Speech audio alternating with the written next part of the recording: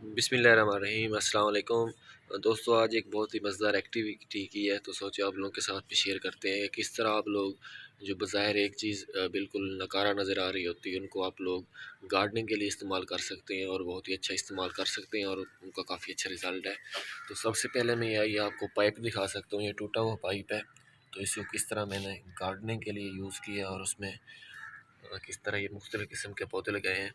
तो अगर आपके पास भी कोई इस तरह पाइप पड़ा है जो वेस्ट है, जो नकारा हो चुका है या फिर नकारा नहीं हो चुका, तो किस तरह आप लोग उसमें मुख्तलिफ़ किस्म की फूलों की कलेक्शन का इस्तेमाल कर सकते हैं। तो उसमें मैंने ये छोटे छोटे इसमें सुराख किए हैं और उसमें मुख्तलिफ़ किस्म के फूल जो कि मेरे पास अवेलेबल थे उनको मैंने लगा दिए हैं। सबसे ऊपर मैंने ये स्टॉक फ्लावर, सनफ्लावर और आइस प्लांट लगाया है, उसके साथ ये पॉपी प्लांट भी लगाया है। तो उसके बाद जो मैंने कलेक्शन नीचे जो लगाए हैं वो मैंने ये पटूनिया की मुख्तलिफ़ किस्म की कलेक्शंस लगाई हैं। 4-5 वैराइटीज़ थी मेरे पास। ये गुल शर्फ़ी का पौधा था, ये F1 में इसको लगाया है।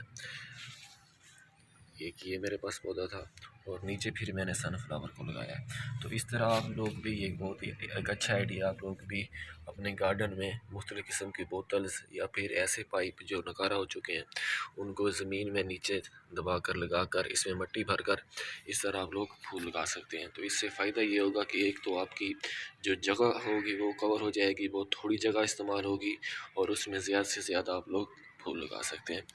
तो उम्मीद करता हूँ आपको ये आइडिया अच्छा लगा होगा। तो मेरे चैनल को सब्सक्राइब लाजमी कर लें, क्योंकि प्लांट से रिलेटेड और गार्डनिंग से रिलेटेड जो नए नए अच्छे अच्छे आइडियाज़ होंगे वो आपको मेरे चैनल से मिलेंगे।